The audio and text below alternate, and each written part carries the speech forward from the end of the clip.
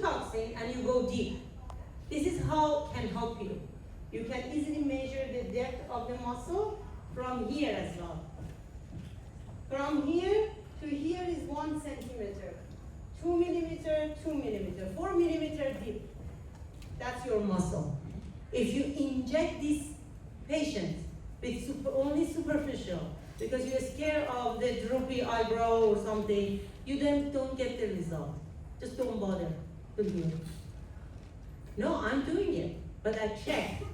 For some people, I check. For toxin, I'm not using ultrasound for everybody, but definitely I'm using it for masseter, which is very common in Asia.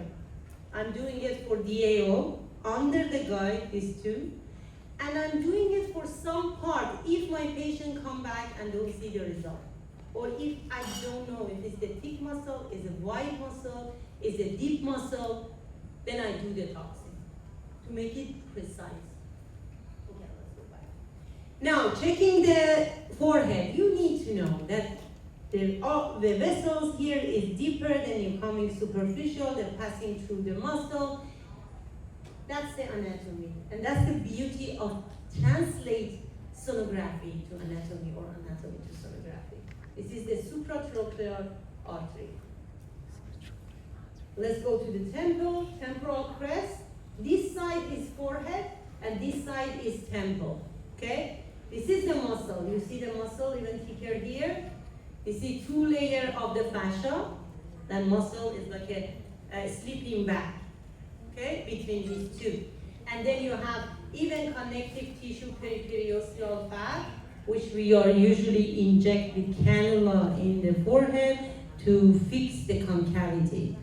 And then you have the bone here, subcutaneous, and then it reaches to the temple, the layers, some of them align, some of them change, and this is how it goes to lower temple, which is like that.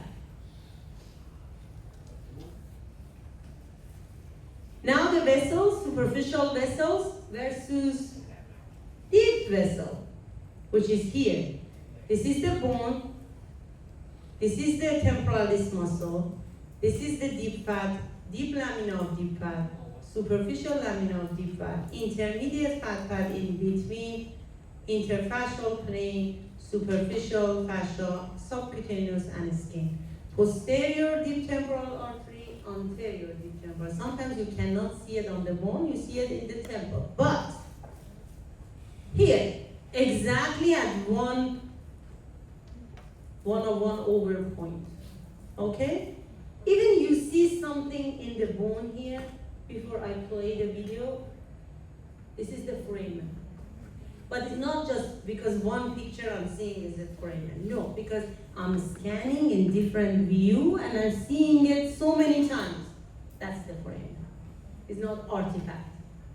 This is how it works.